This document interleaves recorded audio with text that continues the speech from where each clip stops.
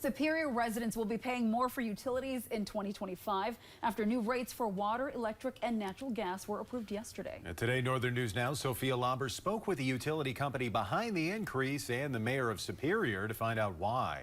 Superior residents can expect to pay about $22 more per month for utilities in 2025. In March, Superior Water, Light and Power proposed increases in rates for the three utilities.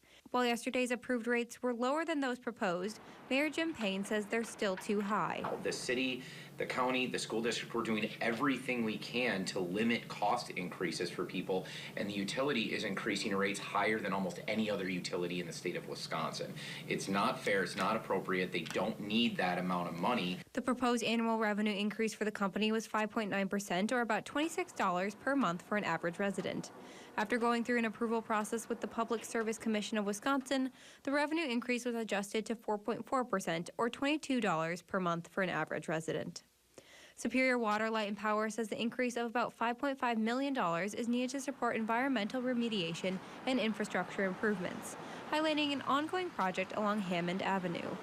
So there was a gas main that runs underneath that road that has already been replaced, and that was part of this review.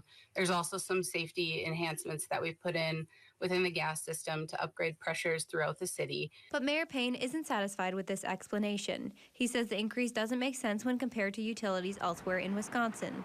Every other utility is managed by the public, by the municipality, by the people.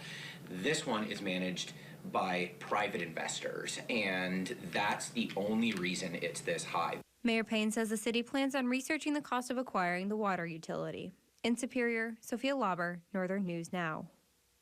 Sophia, thank you. Now, Superior Water, Light and Power is encouraging any customers worried or challenged by their bill going up to call their customer service department to discuss available payment options.